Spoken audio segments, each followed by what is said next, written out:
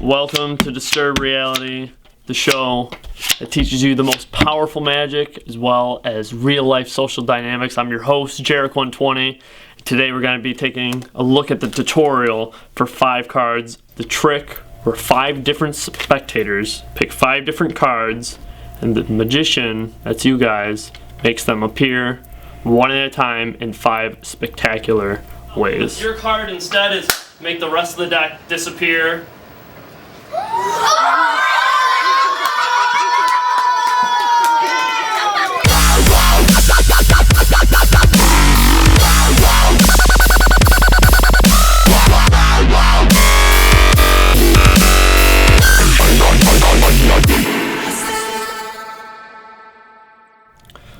So, some things you'll need for this version of 5 cards. I mean, there's a ton of different ways you can do it, but for this specific way to do it, you'll need a water bottle, you'll need a duplicate card, and you'll need a loop from Miguel Masica. Now, you won't be able to see this on camera, or maybe you will, maybe the lighting's just right. But a loop is an invisible piece of thread that can make objects float and make cards move and stuff like that. So I'm just going to leave this around my wrist right now, and we'll go into like a more in-depth tutorial for how to use that when the time comes. So with this, you're basically forcing someone to pick the duplicate card, and the duplicate card is going to be the one that ends up in the water bottle. So what I'm going to do is do that right now so you guys can see it. I'm actually a little thirsty, so. So what you're going to do is you're going to fold this up and put your duplicate card in the water bottle, seal it back up, and you're going to create the illusion later that this is a factory sealed bottle. And what you're going to do with this is leave it in either your back pocket or your jacket pocket, or maybe you have a hoodie pocket. Basically, you don't want anyone to see that you have a card in here. And what's nice about it is you can use any water bottle, not like a specific one, because you're just putting a card in it. There's no trying to create the illusion that there's nothing in there. It's already in there. And another tip for this is what I might do is tear this part off and then like tape it back on, and then when I pull it out, I can rip the seal off and then to expose the card more. But this is a good example. They can tell that the King of Diamonds is in there. So then what you're going to do is you have your King of Diamonds on top, and what I do is I do the classic force, and I have a tutorial for this which I'll leave a link in the description, maybe post an annotation somewhere around here. But what you basically do is you force someone to pick the King of Diamonds. Now you have 5 chances to do this, so which is a great excuse to try to practice the classic force in case you want to use it for later. So you have the King of Diamonds on top, quick breakdown of the classic force, cut it to the middle, leave a pinky break, spread through the cards, and force them to take the King of Diamonds. Now if you pass it, you can just leave a break. You can just leave a break with your fingers and then come right on back to it. Because again, you have 5 chances, you have 5 different spectators to pick from it. Now, if the first 4 people don't pick it, use a different force, one that you know someone will pick, such as, go ahead, tell me when to stop. Their card's on the bottom. Go ahead, tell me when to stop. Stop. Alright, take this card, this one's yours. Whatever method you want to force the person to take the card is the one you want to do. So, 5 chances, someone picks the King of Diamonds, and then we're going to take 4 more cards. We'll just use these. Now, the way you want to put the cards in the deck is the forced card first. So whoever picked that card, just come back to that person in the beginning and put that card in the front like this. And then the rest of the cards don't really matter. Just try to remember the order in which you take it, so you can come back to the person and be like, okay, I think we're going to go for your card now. Because it would suck to try to take someone's card and it ends up being someone else's, and then that could fluster you and you could get confused. So here's the first move. We got our 5 cards, 5 different people, and the force card is in the front. So the first move is, it looks like this, where you push them in and then you shuffle them up. But what you're really doing is you're bringing those 5 cards straight to the top. So we have the 5 cards and you can spread them out. You tell them, only remember your card. And then what you're doing is, with your index finger, you're basically holding cards like this in your right hand. Your index finger on top is going to create the illusion that you're pushing them down into the deck, while this finger pushes the top card up. So when you combine these moves together, it looks like you're pushing them into the deck because your hand is covering up this card. So with all the cards popped out like that, you push them in while sliding it up, and now what that allows you to do is strip all the cards out. Now we have our 5 cards right on the top. You just let them drop into your hand, and then you continue to Hindu shuffle them all out. Boom, that's step 1. Now we have all 5 cards at the top, and now we're going to get into the first move of the finding the first spectator's card.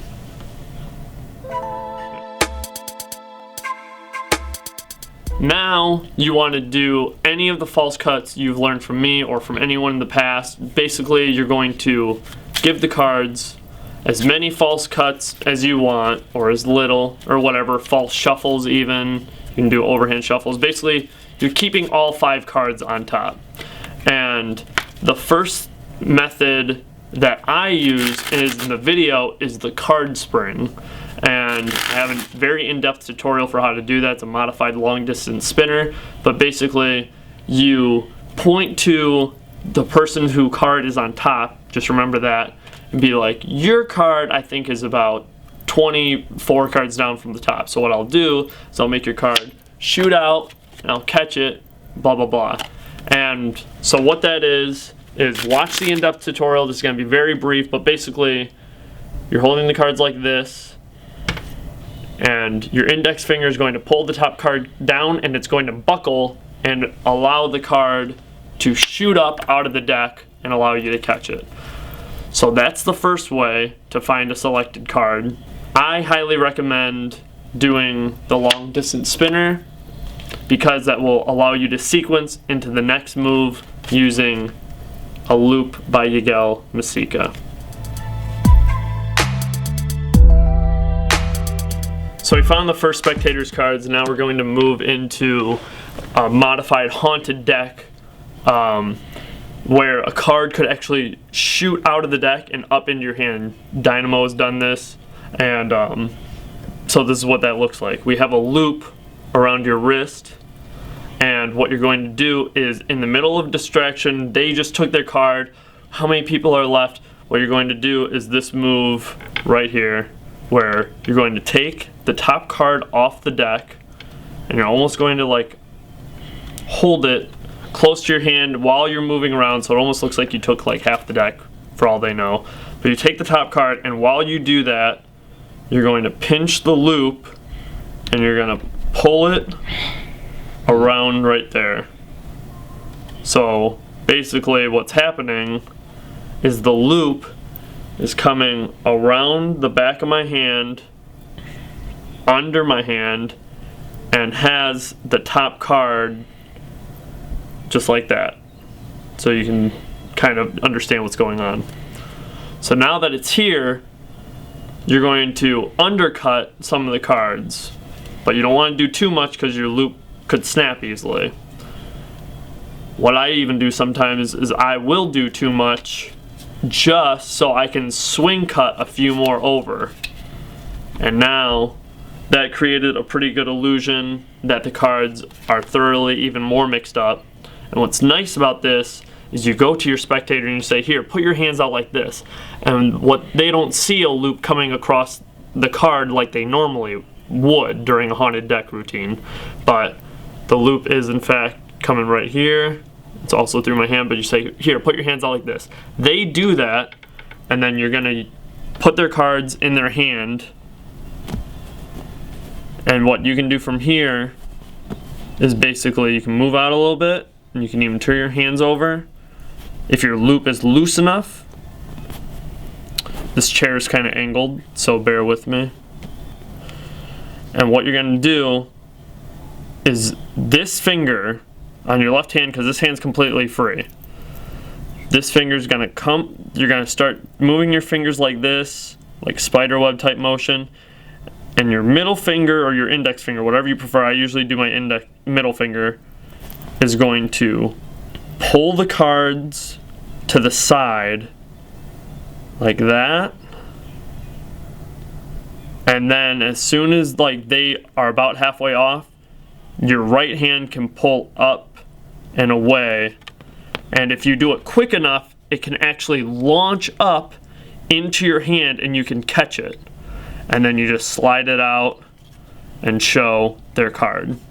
So I'll do like a quick version of what it could potentially look like. Oh, by the way, the rest of your spectators' cards are here. So what you need to do is remember to reverse the cut. So now we have the 3 leftover cards still on top. So again, you have the cards. You're just like, oh, in the middle of it. It's gonna be a quick takeoff, grab the loop, peel it around the card on top, do some falls, do some undercuts, then do some swing cuts. Here, put your hands out like this. You can even do one more just for safety. You put in their hands, you say, okay, now watch. And the card will shoot out. And now the loop is going to be wrapped around your hand like that, so you can either worry about it later, or you can quickly put it back around your wrist. Let's say you don't have a loop, or you broke all yours, because we all know who of those who have bought it, how fragile they are, the loops. A different way you can do is, what I was doing for a while, is I would peel up the top card and have a little break underneath it, and I would basically undercut all the cards until their cards on the bottom. So we have 3 cards up top, but we have the spectator's card still on bottom. And then what you can do from there is a hot shot, because you did, oh, I think your card's like 24, however many cards down from top. I think your card is about 22. And I have a tutorial for this, but you cut 24 cards down, 1 card comes out, shoots over, and you catch it. Now here's where it gets tricky, is because you have to see where the card came out from. Because when you hand their card back to them and they're looking at that, you're going to have to go in where that spot was and basically reverse the cut. You can do the pass, you can do whatever, but basically you need those 3 cards on top. So again, I have an in-depth tutorial for the hot shot, which you guys should check out. Basically, you got the break up top, cut all the cards, so the spectator's card's on the bottom, cut however many cards down, 1 card comes out, shoots over, you catch it in your other hand, there's your spectator's card, and you can even see very slightly there's a card popping out, and I know that's where their card came from. Sometimes it will be easier to spot than this, which is always a beautiful thing. And then you can do some kind of pass or whatever you need to get your remaining 3 cards back on top. So that's an alternate way if you don't have a loop. So now you found 2 cards, 3 left to go, and we have our 3 spectators cards still on top. What you're going to do is you're going to take the 2 cards that you already found, and you're going to take them back, and while you reach out to take them back, push off and get a break on your 3rd selected card, because they're going to come over on top, and you're going to square up the cards like this, and this is the jack in the hole trick, where we have a break under 3 cards now, and you're going to use the 2 spectators cards to find the 3rd one. And by doing that is you're going to hold on top, and we have 3 cards, remember, and you're going to peel off the bottom 2. and you're gonna hold them just like this. So their selected card is actually sandwiched between these two, but you're going to create the illusion that it's not.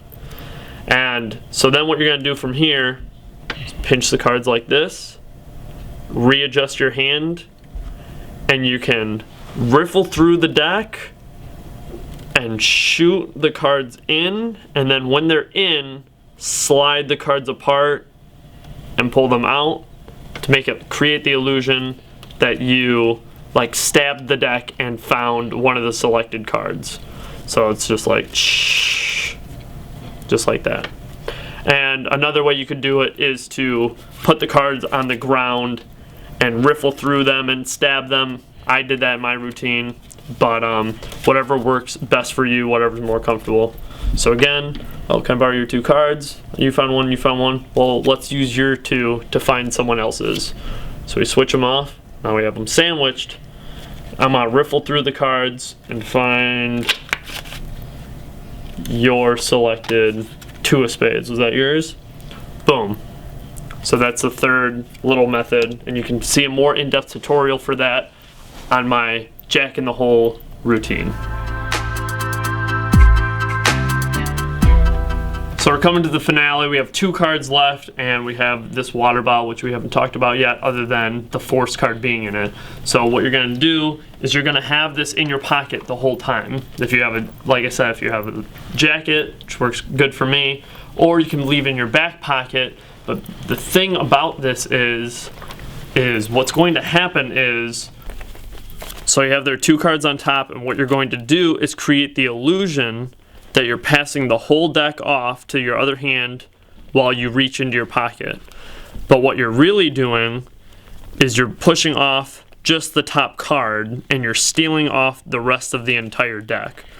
So as you're moving, you think, what I did to your card, and you're talking to the person whose card is in the water bottle. What I think I did with your card is I actually put it right, you want to be smoother than this obviously, right here.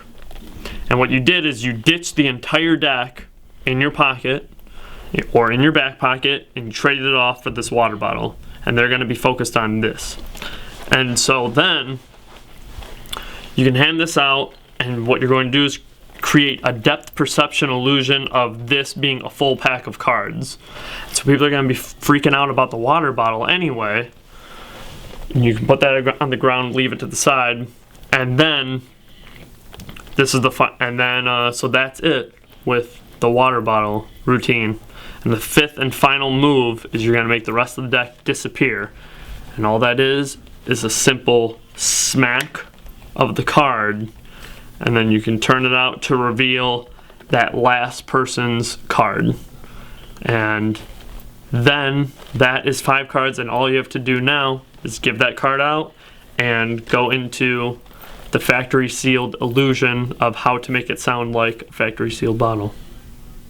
Now sometimes the card is going to split into 2 pieces, which is fine. I mean, what sucks about it is it makes the idea that the card has been in there longer than the time it's taken the effect to actually take place, which kind of sucks. But it really depends on what water you use. So practice with different water, whether it's this kind or whether it's just straight out of the tap water. What I'll do a lot of the time is I'll finish drinking this, and then I'll refill it with tap water and then put a card in it, and it'll stay like that for 2 days or longer, and the card won't split, so it's weird.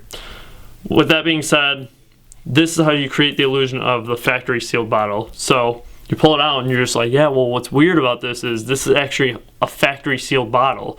And what you're going to do is, because when you go to open it, it's supposed to make that snap sound, which this doesn't do. But all you're going to do is you're going to take your thumb and you're going to put it on the brim right here behind the viewer's eye, and when you go to open it, you're just going to pull down with your thumb like that. And what it's going to do is, like, you can struggle, and then you could, you know what I mean? It's like they'll hear it snap, and that will just create the idea, whoa, That is a factory sealed bottle. And then what you can even do from there is rip off this so they can get a look at the card. If it is floating, a lot of the times I've found that cards float, which is cool. And because then you can just rip it off and be like, that's your card right there. And but other than that, that's 5 cards. So get out and have fun with it. Feel free to use what works for you. You don't have to follow me verbatim. Maybe you want to do a snap change. Maybe you want the card to show up in your shoe. Fold it up. Do what works for you. Be creative. Involve less or more cards. Dynamo only uses 4 cards. You could use 7 cards if you can. But feel free to check out the video breakdown for a performance of 5 cards that I do personally, so you can see why I did things the way I did them and how my body language and everything worked to my advantage and everything. Make sure to follow me on Twitter at Jarek120, Facebook.com/DisturbReality. Check out DisturbReality.com, and you can submit your own videos so they can get seen by more people. Make sure to comment and like this video, subscribe to my channel, and you can follow me personally at my vlog to keep up with things I'm doing with personal projects, Disturb Reality, and other things in general at youtube.com/EvanCloyd. And if you have any suggestions for tutorials or tricks or anything that you guys want to see, please email me personally at howtodisturb.reality@gmail.com, and email or send me a video response to any success or failure stories relating to 5 cards or anything in general, and maybe I'll share them with the rest of the viewers someday. Be inspired to learn and aspire to disturb, and always rise above.